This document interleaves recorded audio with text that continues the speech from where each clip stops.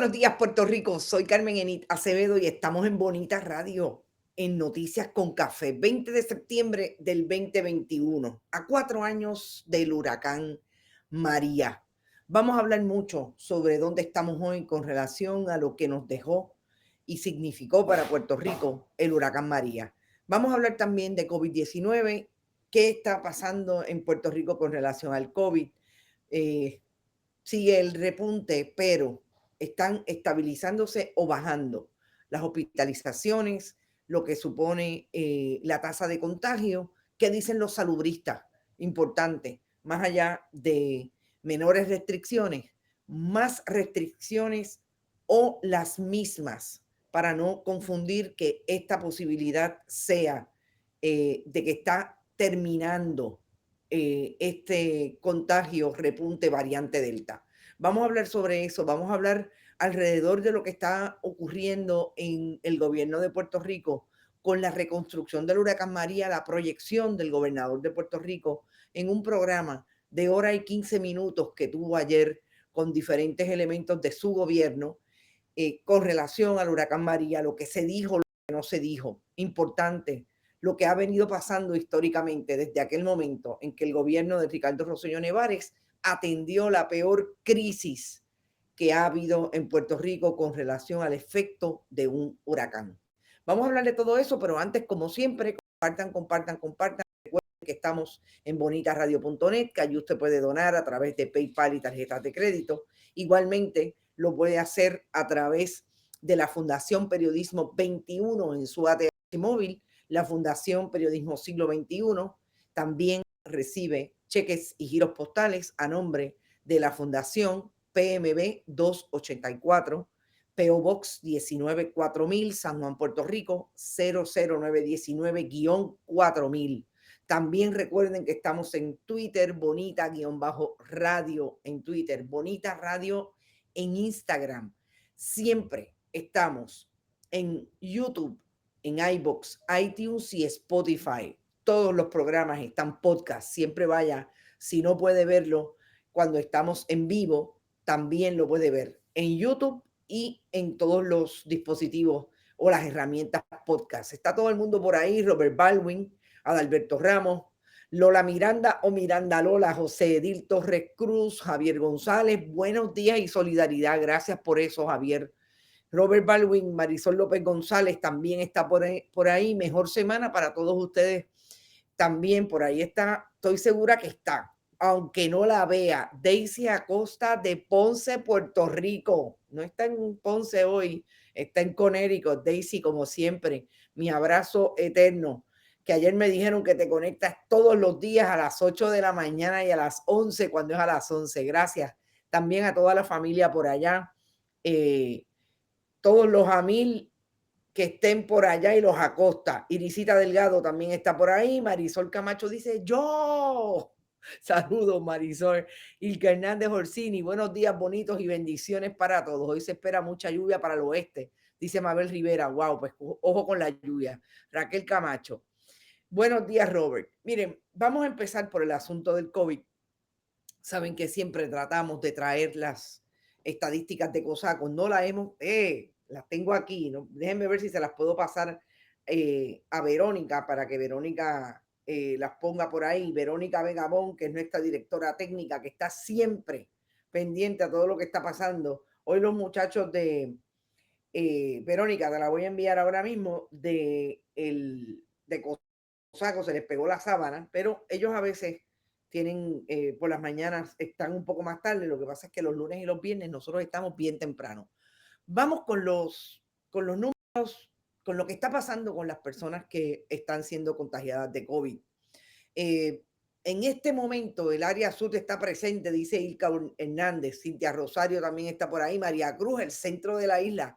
María Cruz, estuvimos en el 2020 bien cerca, fuimos compañeras, ella y su esposo, fueron compañeros míos en mi casa. María, hoy es un día de recordar el osobuco que hicimos antes de que impactara el huracán. Vamos a empezar con las cosas mejores. Después hablamos de cosas peores. Saludos siempre, María, y al señor presidente. Cintia Torres, Cintia, lindo inicio de semana Iván Hernández también está por ahí, Bayamón en la casa y Nemil Matos, como siempre, desde Orlando, Florida. Bueno, vamos a lo que dice el Departamento de Salud con relación al COVID. Aparentemente, 2 personas muertas.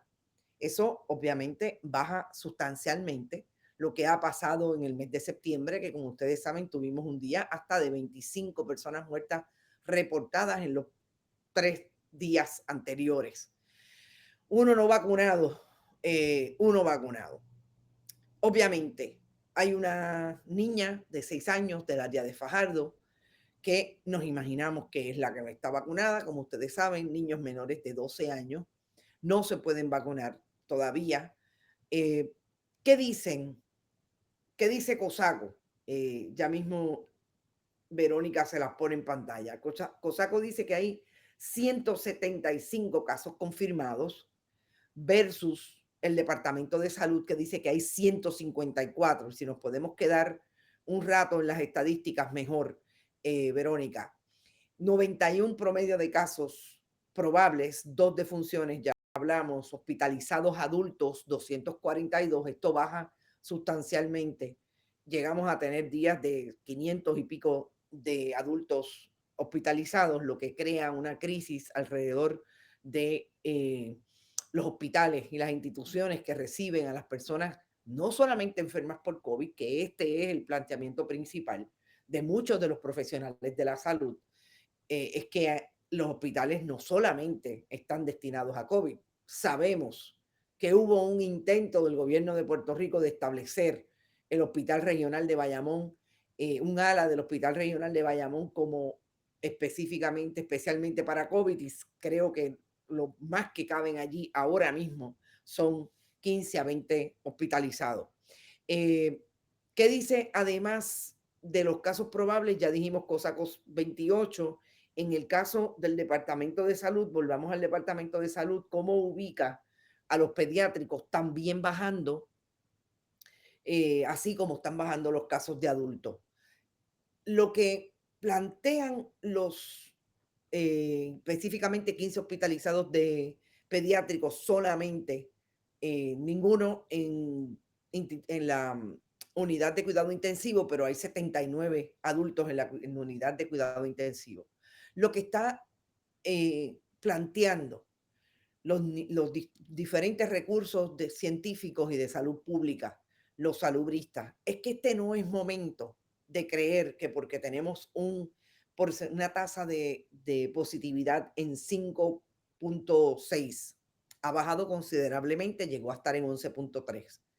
No es momento de bajar la guardia para, como ha pasado en otras ocasiones, abrir completamente, no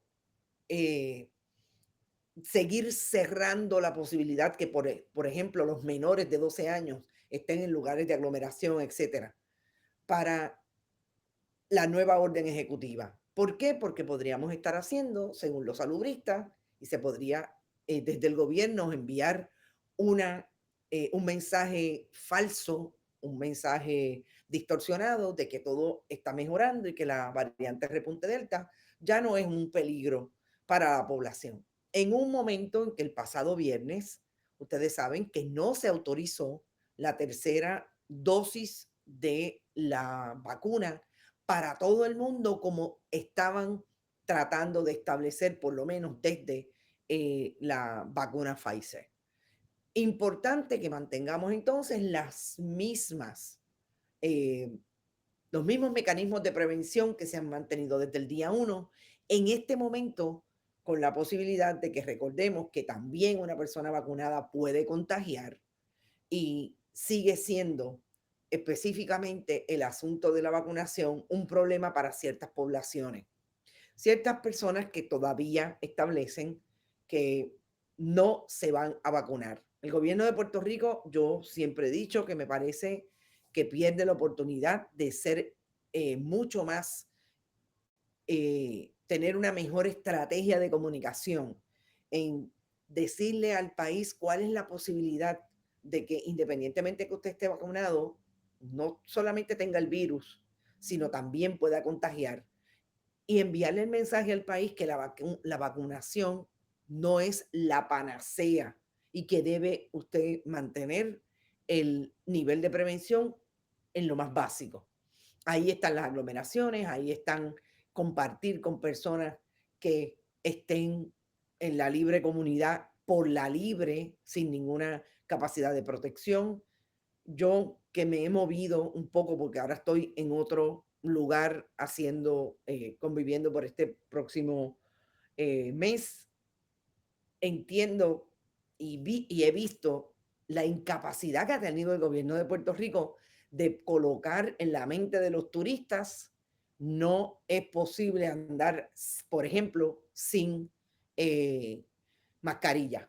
Y eso es un problema, porque lo que veo es que los puertorriqueños, o por lo menos los residentes de Puerto Rico, sí tienen la vacuna constantemente. Y he visto guardias pasando y no los veo deteniéndolos para darle una multa. Así que yo creo que el gobierno de Puerto Rico siempre, siempre, desde el día uno, ha puesto los huevos en una sola canasta y el mecanismo de comunicación le falla constantemente cuando centran todo en la vacunación y no hay insistencia en lo demás. Gracias, dice Yadi Carrasquillo. Yo estoy clarísima y yo creo que el salubrista que los salubristas han estado claros en que ellos colocan en la vacuna una alta posibilidad de que usted no esté contagiado en esta etapa o si se contagia tenga menores síntomas, que sabemos lo difícil que son los síntomas del COVID. Pero para sea hasta el momento, no creo que nadie lo pueda establecer. Polo Quiles, exactamente. Rivera Chat, siguiente, lo siguiente de Pastor Julio. Buenos días, senador Rivera Chat. Ustedes son increíbles. Está hablando, yo me imagino que Polo, que tiene Norma Rodríguez. Aquí hablamos de los más de 4,000 contactos, así que los que pueden, vayan a la página de Rivera Chats y péguenle lo siguiente. Hay una campaña, eso es interesante. No se necesita ser socialista para oponerse a la construcción ilegal de 15 pies. Qué interesante, hay una movida. Gracias por colocarlo. Vi una notificación del New York Times indicando que Pfizer ya está esperando por aprobación FDA para vacunar niños de entre 5 a 11 años. Aparentemente sí, hay algo con relación a eso. Yo tengo un video que tengo que escuchar, pero sobre todo tengo que escuchar y compartirlo con científicos para que podamos tener un análisis de lo que ocurrió en esa vista el viernes, que me parece bien importante. Hubo información de parte del panel de los 9 expertos que entraron como asesores de la FDA. Ustedes saben que siempre es un panel de expertos externos e internos que convergen y ahí es que se toman las determinaciones. FDA, obviamente después que la FDA toma decisiones, el CDC asume una posición de política pública que está interesante, pero hasta que no lo termine y lo entienda, fundamental, porque los científicos pueden dar información que nosotros, que somos legos, que no necesariamente tenemos dominio de esos temas, antes de sacarlo hay que estar bien claro. Yo lo voy a compartir con los científicos y tan pronto tenga lo más importante que se dijo, voy a colocar no solamente el video, también voy a colocar ese análisis desde el punto de vista científico de qué fue lo que se planteó el pasado viernes. Dice Mariel Rodríguez Caloca y la desarticulada hablando hasta por los codos.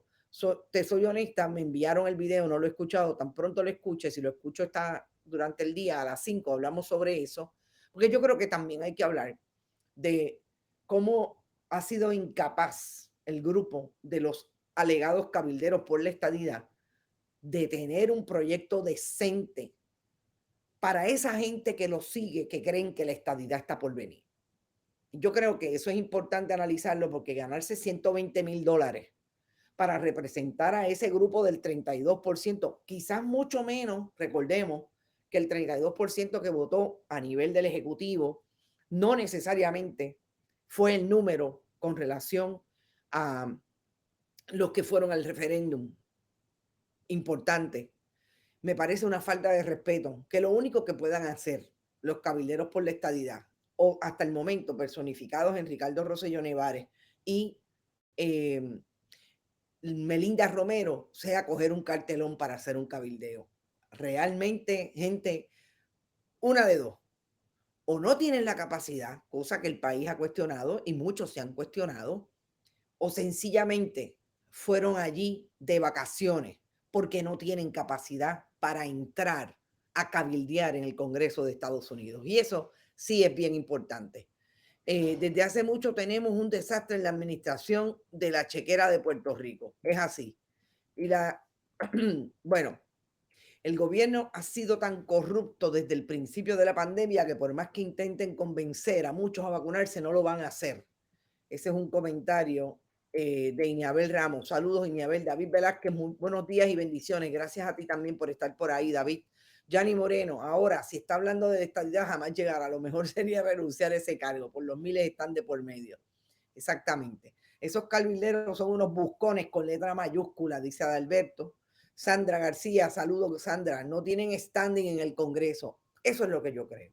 Me parece que no, que pueden entrar por la puerta del Congreso. Yo quizás pueda entrar a la puerta del Congreso con un carnet después de estar debidamente registrada, pero parece que ellos no pueden entrar, sino como cualquier hijo de vecino que va al Congreso a coger el tour de saber quién se sentó aquí, quién se sentó allá y cómo es que se define el Congreso y se operacionaliza el Congreso de Estados Unidos. A mí me parece que por ahí es que están los tiros.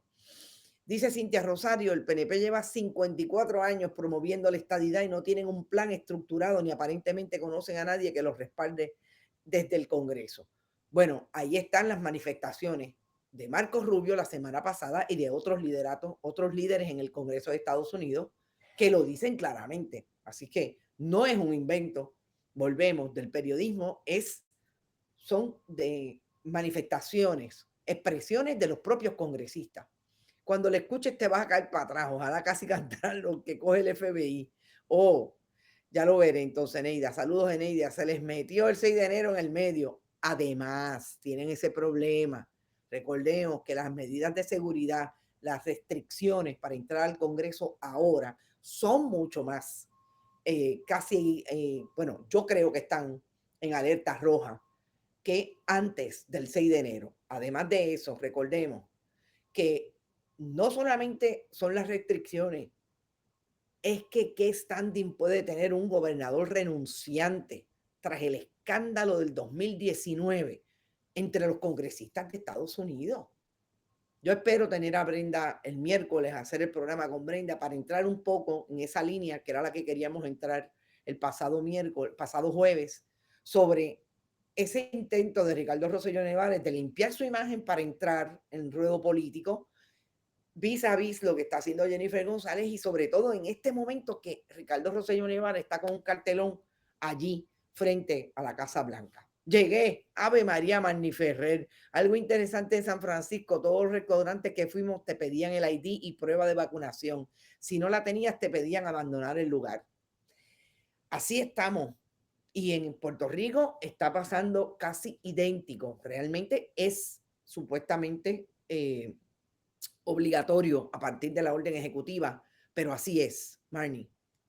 Y eso, pues, buenas, dice Dalila Lozano, es importante saberlo porque por ahí es que está la protección, sobre todo de esos lugares que ustedes saben que han sido identificados como lugares de alta concentración de COVID. Sí, no se está afuera, o sea, en aire libre, etcétera. Entonces vamos al asunto del análisis de a 4 años del huracán María. Yo quisiera empezar por decir que estos días son difíciles para todos aquellos y aquellas que estuvimos aquí, pero sobre todo para los componentes de la diáspora puertorriqueña que vieron el huracán en términos de imágenes mucho antes que nosotros. Aquel día fue duro para todos los que estábamos en un país que sabíamos que estaba muy frágil para lo que climatológicamente nos venía para encima, de alguna manera hablándolo. Lo sentimos los vientos, sentimos los ruidos, eh, pero yo creo que nosotros también tenemos que colocar en la diáspora no solamente el momento crítico, el momento, la tristeza, la frustración, sino también cómo se empoderó la diáspora puertorriqueña donde quiera que estaba. Como siempre digo en este programa, en nuestras transmisiones, la diáspora puertorriqueña, donde quiera que haya un puertorriqueño, se hace patria puertorriqueña. Y eso fue lo que ocurrió cuando nosotros aquí estábamos sintiendo, pero no podíamos ver la magnitud del huracán. Esas imágenes las vio primero nuestra representación de puertorriqueñidad, de país, en en cualquier parte del mundo donde se encontraban.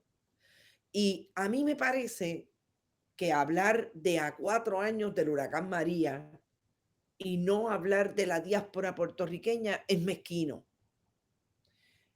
Nosotros tenemos que no solamente agradecer el trabajo que hicieron, que se organizaron desde cualquier ciudad en Estados Unidos, que allí es donde más puertorriqueños hay, eh, desde cualquier lugar del mundo, así ocurrió. Hablaba yo con una amiga que está en Londres, que está radicada en Londres hace más de 25 años, que así lo hicieron los puertorriqueños que estaban allí. Ese trabajo, ese nivel de solidaridad, yo creo que es importante establecer que se dio desde contactar a sus familiares y desde contactar a todo aquel que tuviera posibilidad de mantener contacto, establecer lazos de comunicación con el país y enviar a Puerto Rico todo aquello que sabíamos que no teníamos o no íbamos a tener. Que yo creo que nadie en Puerto Rico se preparó para un huracán categoría 5. Entonces ahí fue que empezaron a definirse cuáles eran las necesidades, ¿verdad? Hoy hay una nota que establece que hay mucha distancia entre de qué manera el huracán hubo respuesta en términos de acceso a la energía para las comunidades aisladas versus las comunidades, digamos, de la urbe.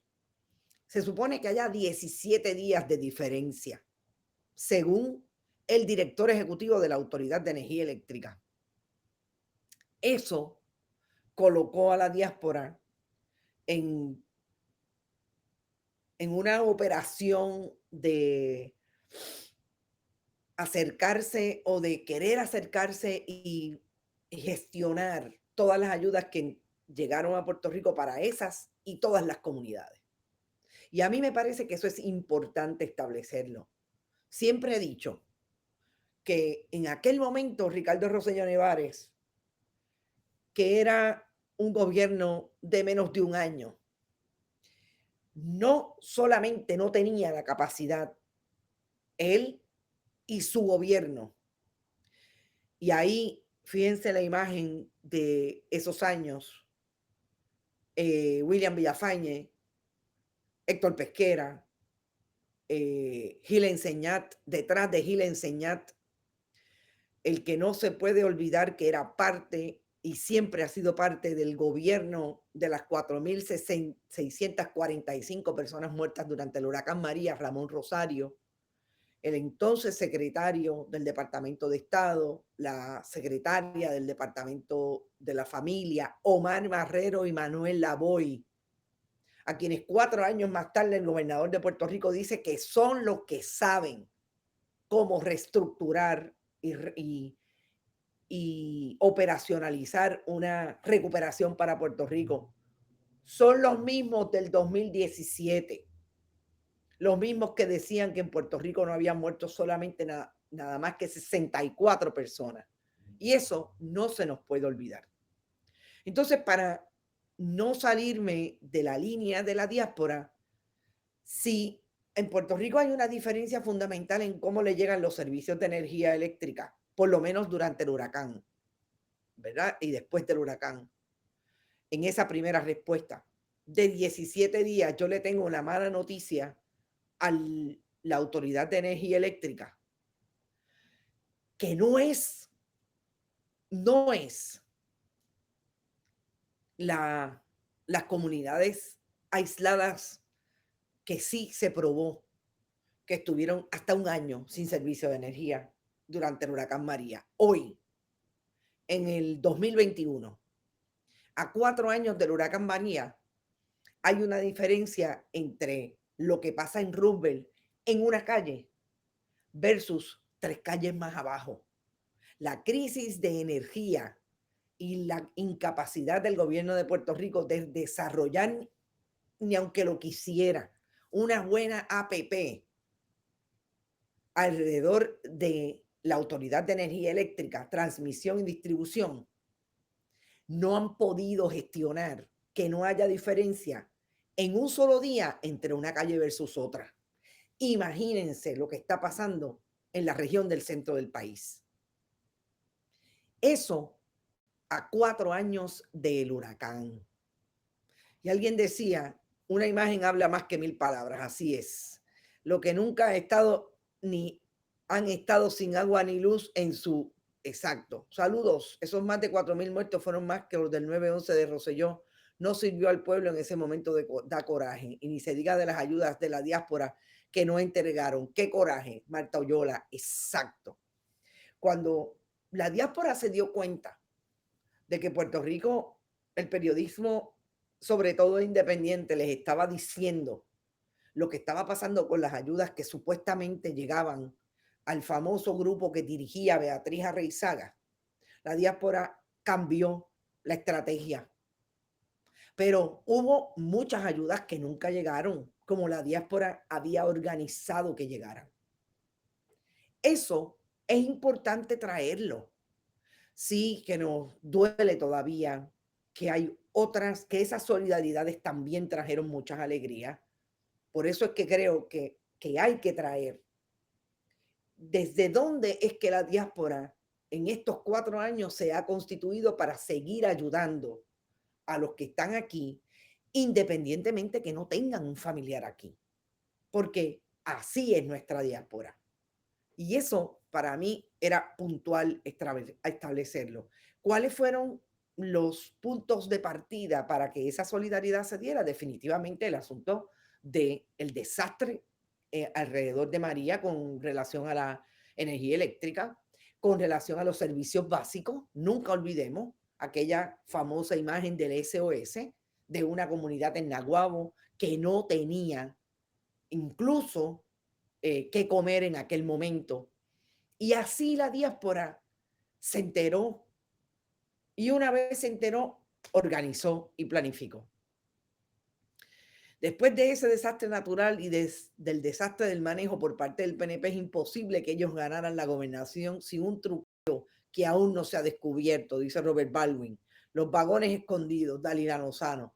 Esas imágenes tienen que quedarse en la mente del país para no olvidar que en efecto, como se constituye hoy el gobierno de Puerto Rico, no ha dejado de ser aquella gente, amén de Ricardo Rosselló Nevares, que sabemos cómo salió, amén de la secretaria del Departamento de Justicia, de la familia, que también sabemos cómo salió, a través de múltiples acusaciones, incluso de negligencias y corrupción.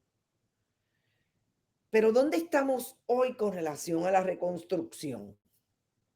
Y yo, fíjense que todos los que están ahí los vamos a ver, con excepción de estos que hemos hablado, incluso el propio Gil Enseñat, que también se tuvo que ir, renunció, Héctor Pesquera, que salió antes, eh, pero William Villafañe es hoy senador de minoría del Partido Nuevo Progresista. Omar Marrero fue aprobado su nombramiento como secretario de Estado en la Cámara de Representantes la semana pasada. Y Manuel Lavoy todavía está ahí. Con relación a Gil Enseñat, hay un asunto que también hay que traerlo a 4 años del huracán María. Y es que ustedes recuerdan igualmente que aquí hubo una organización, porque para esto estos muchachos sí que se organizan bien rápido. una organización que se conoció como Tu Hogar Renace, cuando empezaron a llegar las ayudas de FEMA. Y también aquí hay que decir algo bien importante. Si burocrático es el gobierno de Puerto Rico, burocrático siempre ha sido el gobierno de Estados Unidos. Eso es algo que nadie puede despintar. FEMA, súper burocrático, claro. Hoy, ayer, mejor dicho, yo escuchaba a Jorge Vaquero, el director ejecutivo de FEMA, justificar a petición del gobernador del 32%, Pedro Pierluisi, justificar lo que él llamaba lo que nunca había pasado en términos de cómo FEMA se constituyó para traer las mayores ayudas que se han distribuido en medio de un desastre. Vamos a empezar por decir que FEMA no les regala nada a los puertorriqueños ni a los residentes de este país. Ese seguro se paga a través de su hipoteca y así todas las intervenciones que tienen las poblaciones en Puerto Rico para pagar lo que el gobierno el gobierno de Estados Unidos tiene que resarcir en momentos de una catástrofe. ¿Verdad? Para empezar y dejar ese punto claro.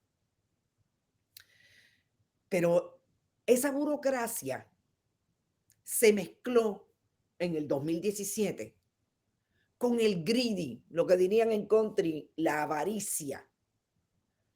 Diría doña María, es que son unos esmayados para los chavos. Contra aquellos que siempre están pendientes a insertarse en las catástrofes. Sabemos que Naomi Klein lo ha llamado el capitalismo del desastre, que si lo vamos a criollizar en Puerto Rico es el desastre a disposición de aquellos que tienen acceso al partido político que está en el poder, en este caso el Partido Nuevo Progresista, y ahí empiezan a juntarse, a crear corporaciones.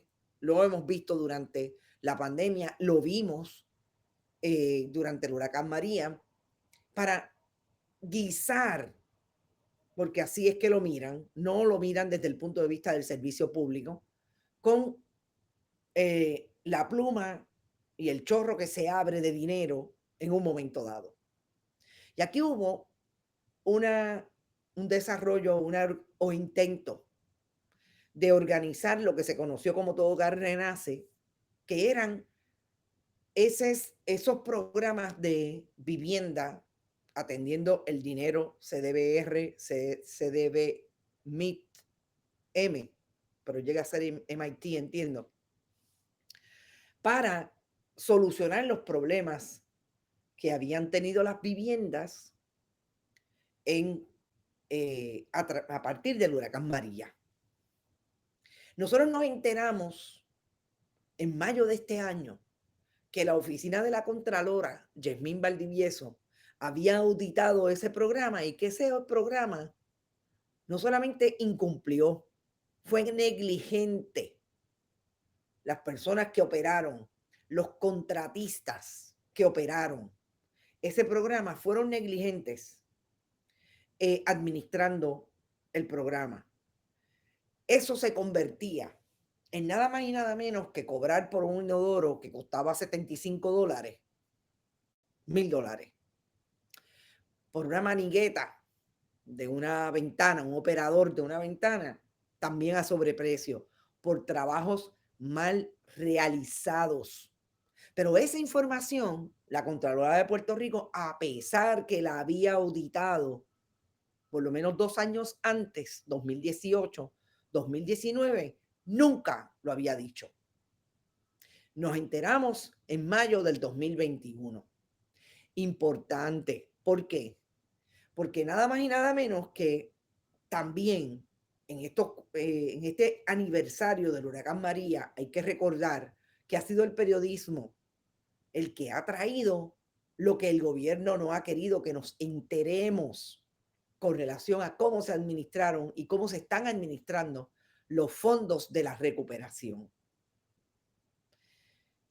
¿Quiénes eran Tu Hogar Renace? María Cruz, gracias. Pues miren, habían diferentes organizaciones, por ejemplo, Hedge and Integra, Adjusters International, eran los programas básicos, los programas que administraban los fondos, los program managers que le llaman ellos, eran las corporaciones que administraban esos fondos. Rising Phoenix Holdings Corporation es una de las firmas que también funcionaban como holding companies. Sobre 207 millones, por ejemplo. Las personas, lo que cuando se auditó se pudo establecer y que el periodismo trajo, Centro de Periodismo Investigativo específicamente, las personas recibían el servicio de Tu Hogar Renace, desconocían cuáles eran los trabajos que se iban a realizar en sus hogares, lo que les impidió corroborar si los trabajos hechos eran los que a los que tenían derecho. O sea, a este nivel fue el descalabro de la organización de quienes, de aquellos que estaban bajo el gobierno del renunciante Ricardo Rosselló Nevares. El informe fue solicitado en el 2019, pero lo entregaron en mayo del 2021. En el 2019, los resultados del informe, según Yasmín Valdivieso, fueron usados como guía para conocer y revisar las denuncias de ciudadanos en contra del programa, pero que no existía un documento final para entregar y que no se le entregó a nadie. O sea, era secreto.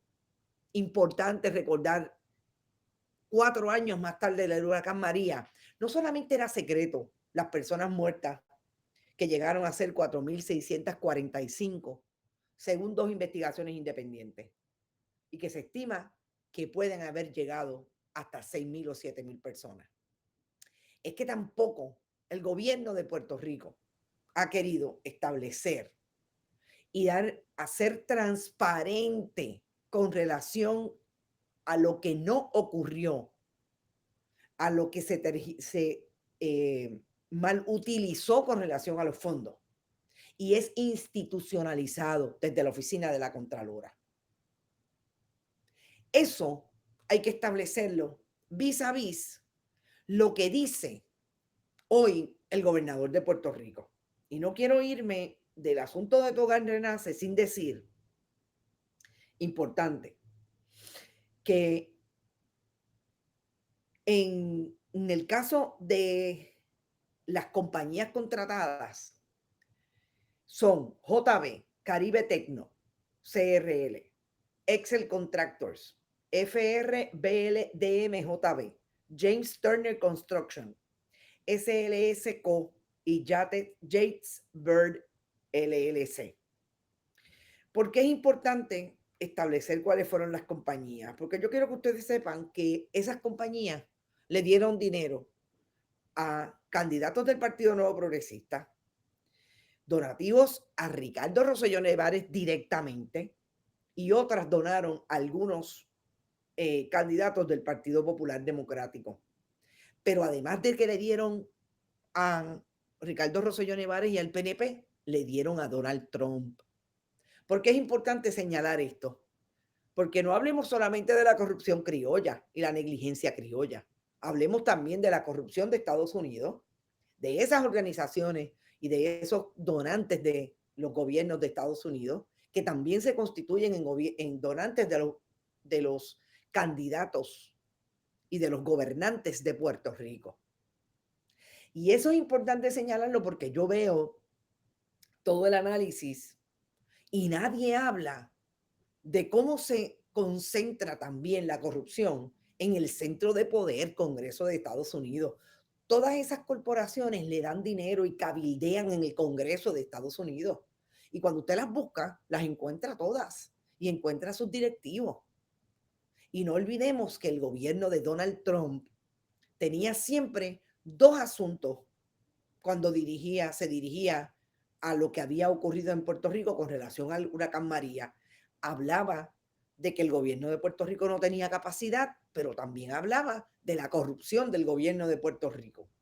Y habría que señalar de plano que a base de la historia de los últimos 30 años en Puerto Rico, Donald Trump tiene razón, ahí están las convicciones de los jefes de agencia, ahí están las convicciones de Julia Kelleher y de Víctor Fajardo y de otros, del secretario del Departamento de Recreación y Deportes de la administración de Alejandro García Padilla y de los 42 del gobierno de Pedro Rosselló González. Pero ¿dónde están los whitefish de la vida? Los que sabemos que solamente tenían una oficina en Montana, allí en medio de un bosque, y que vinieron a tener un contrato con el servicio para levantar el servicio de energía eléctrica de sobre 300.000 millones. ¿Dónde están? ¿Dónde está eso en la ecuación? ¿Por qué no estamos haciendo el análisis de cómo se constituyó a partir del huracán María y en el momento en que el país estaba en su peor crisis de todo, de salud pública, de todo? No había gobierno, pero sí había de parte y parte gente disponible para establecer el saqueo de los fondos de la recuperación y que todavía no se acaba y ahí lo estamos viendo.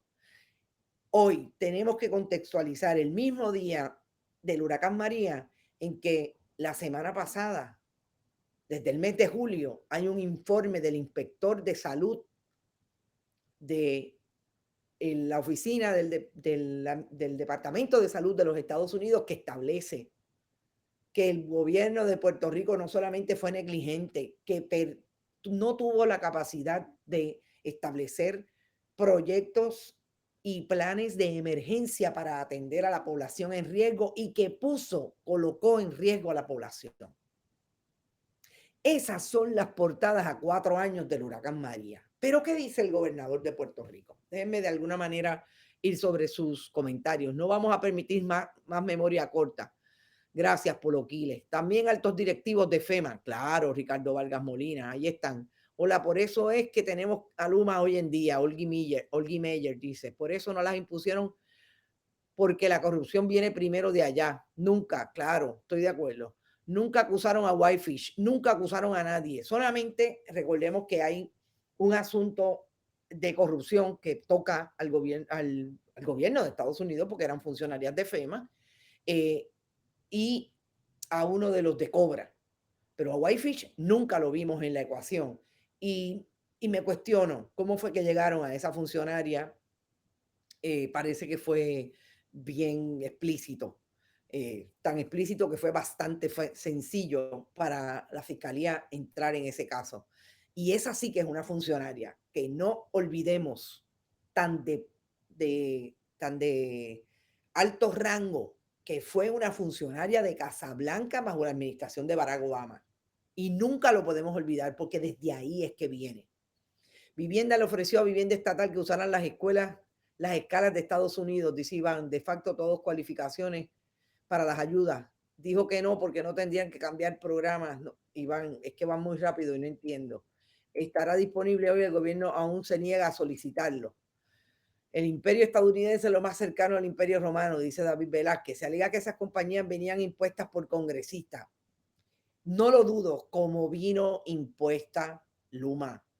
No olvidemos que el pitcher y catcher de Luma es con la Junta de Control Fiscal. Vino con nombre y apellido y dicen que la amenaza era que si no aceptaban a Luma, no había dinero para la reconstrucción del sistema eléctrico. Esa es la verdadera investigación. Ese es el verdadero cuestionamiento. Eso es como para ponerlo. Si tuviéramos, por ejemplo, si tuviéramos una publicación y todo el dinero del mundo para establecer las preguntas, 2 preguntas por día, todos los días. Esta es la pregunta. Esto fue impuesto por los congresistas. ¿Qué congresistas participaron en la selección de Luma? ¿Quiénes de la Junta de Control Fiscal tienen intereses o tenían intereses en que Luma fuera? Todo eso. Amarilis, Anamaris Kiki dice, voy al lado norte del Capitolio desde las 6, una actividad de recordación, poesía para mis muertos. Gracias por traerlo, tenemos la imagen y de hecho, en efecto, va a haber una actividad hoy a las 6 de la tarde. Vamos, me refiero a lo de la foto, los secuaces de Rosselló, dice Nemil Mato Sincron. Este país tiene memoria corta porque en sus libros de historia de las escuelas solo dicen medias verdades, dice Rafael Torres. Bueno, vamos, vamos a exclusivamente a esta hora a lo que dijo el gobernador en ese esfuerzo de relaciones públicas, que yo creo que está claro cuando hace su introducción, que era que los personajes, y vamos a la imagen, los personajes que iban a estar allí sentados, entre ellas la secretaria de la gobernación, Noelia García Bardales, el propio gobernador, el director ejecutivo de FEMA, José Vaquero, le dijeran al país, Manuel Lavoy, Omar Marrero, le dijeran al país y el director de vivienda, que es el único funcionario que no estaba en la administración de Ricardo Rosselló Nevares. Esa imagen que ustedes tienen ahí, recordemos que Noelia García Bardales sí estaba en la administración de Ricardo Rosselló Nevares, y de Wanda Vázquez Garcet, gobernadora sucesoral, era la directora o la administradora de el centro de convenciones. O sea, menos el licenciado Rodríguez, que es el director de FEMA, todos los demás son parte de la administración que dijo que en Puerto Rico solamente habían habido 64 personas muertas, por voz de Héctor Pesquera y de todos estos funcionarios que les servían de, eh, de corillo, como dicen Yanni Marrero, en las conferencias de prensa a Ricardo Rosselló Nevares. El gobernador trae específicamente en su apertura de ese esfuerzo de relaciones públicas, de que lo que quieren es hablarle directamente a ti. Trae el estribillo de tratar de plantear que no hay intermediario. Yo creo que el gobernador hizo un excelente esfuerzo ayer para que los puertorriqueños y residentes del país que vieran ese, esa herramienta de relaciones públicas entendieran que el gobierno de Puerto Rico no quiere bregar con periodistas que le hagan preguntas difíciles. El gobierno de Puerto Rico no quiere la intervención del periodismo inquisitivo, del periodismo que hace su trabajo para que ustedes entiendan, más allá de esfuerzos de relaciones públicas, realmente qué es lo que ha pasado en estos 4 años. Y le dijo a José Vaquero, explícale tú para que la gente lo entienda en arroz y habichuela. Eso dijo el gobernador de Puerto Rico en ese esfuerzo en WIPR. ¿Por qué me parece importante llamar la atención de ese asunto? Primero, porque yo creo que el gobierno de Puerto Rico sigue insistiendo en que los puertorriqueños no tienen la capacidad de entender lo que se les dice, los residentes del país. Me gusta hablar siempre de residentes porque en este país hacen patria mucha gente que no necesariamente son puertorriqueños, pero han escogido a Puerto Rico como su espacio de vida. Y a todos esos se supone que un gobernador les hable. Por un lado, el ninguneo, el establecer que los puertorriqueños no entienden cuando hay una pregunta y el gobernador no contesta o contesta. Partir de eso me parece que sigue siendo una falta de respeto al país. Segundo, el gobernador dejó claro en esa intervención de ayer que aunque lo niegue la secretaria de la gobernación, es la persona que habla por él. ¿Y por qué yo lo quiero traer? Porque fíjense que Noelia García Bardales ha estado fuera del ojo público después que todo el mundo se enteró que fue la persona que llamó al secretario del Departamento de Recursos Naturales, Rafael Machargo, para que interviniera en esa orden de cese y desista que le impuso un viernes en la tarde al proyecto Sol y Playa porque tenía problemas con el área de salvamento y el deslinde. Y determinó cesar la construcción y le emitió una orden de cese y desista. Y fue Noelia García Bardales la que lo llamó. Pero tanto el gobernador como la propia secretaria de la gobernación y el propio Rafael Machargo han querido decirle al país lo contrario. Pues me gusta que el gobernador haya admitido ayer que la persona que se comunica con sus jefes de agencia, en efecto, es Noelia García Bardales y es la que le da las instrucciones por él. Dijo específicamente el gobernador. Es la que siempre está conmigo dando la pelea. Lo voy a decir tal y como lo dijo. Es la que siempre está conmigo dando la pelea, dándole seguimiento a todo. Ahí está Noelia García Bardales. No hay manera de zafarla. Gracias a los que tenemos ustedes representando a la prensa libre e independiente, verdaderamente el cuarto poder del pueblo. Gracias por lo que les llamen al exorcista. No entiendo, Rafaela, hay que llamarle al exorcista. El escuadrón de la insensibilidad y la arrogancia, qué patético. Le echaban la culpa a Jaramillo de todos los males de la autoridad, pero nadie hablaba de la colección de batatas que le han dado puestos administrativos por ser hijos o familiares de los políticos. Así es, Cintia Rosario. Serpientes de la misma especie son inmunes a su propio veneno. Ahí un Tito sentadito. Elizabeth, saludo. Y yo quiero decirle o tratar de establecer una evidencia de por qué el gobernador no puede hablar, o puede hablarlo, puede decirlo, pero por qué la gente le contesta. Y si ustedes van al muro de WIPR se darán cuenta de todo lo que le contestaban al gobernador mientras estaba hablando. ¿Por qué la gente hay un comentario puntual, dos comentarios puntuales en ese muro? Uno que se relaciona a que la reconstrucción está en manos de un gobierno corrupto. Eso dijo una de las personas que estaba consumiendo el mensaje del gobernador. Y segundo, en un muro independiente esta mañana sobre los 4 años o el aniversario de Luma y lo que provoca no tener el servicio de energía desde las 3 de la mañana. Por un lado, le responden eso al gobernador porque aunque el gobierno no lo haya querido y el gobierno no traiga nunca los contextos porque no le conviene,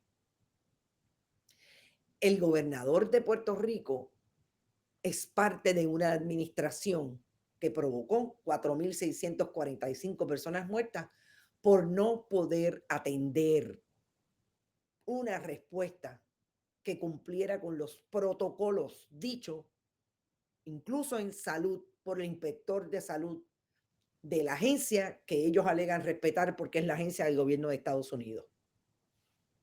Porque tenían un jefe de agencia que no cumplía, que no sabía cuáles eran los protocolos para atender la crisis con las personas. Olvídese de lo que debía pasar con la infraestructura. La gente no podían, no tuvieron la capacidad. Por más reuniones que hacían, y no olvidemos las imágenes de las reuniones en donde sí se apertrecharon en el centro de convenciones, que allí Noelia García Bardales lo menos que le tenía era agua fría, comida caliente y aire acondicionado, mientras el país no tenía servicio de energía.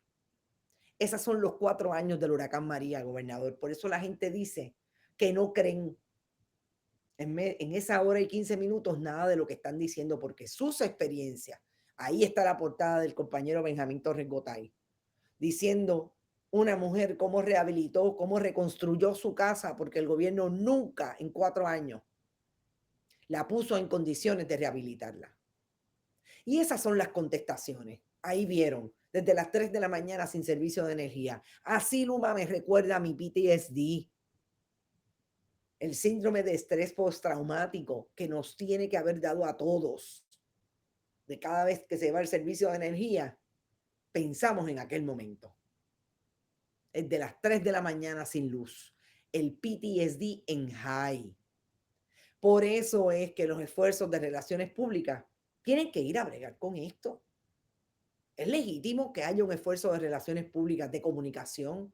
El problema es la deshonestidad con que se atiende, con querer decirle al país que lo están poniendo todo al día. Y en Puerto Rico se va el servicio de energía todos los días. Y en muchos lugares, si se va el servicio de energía, se va el agua.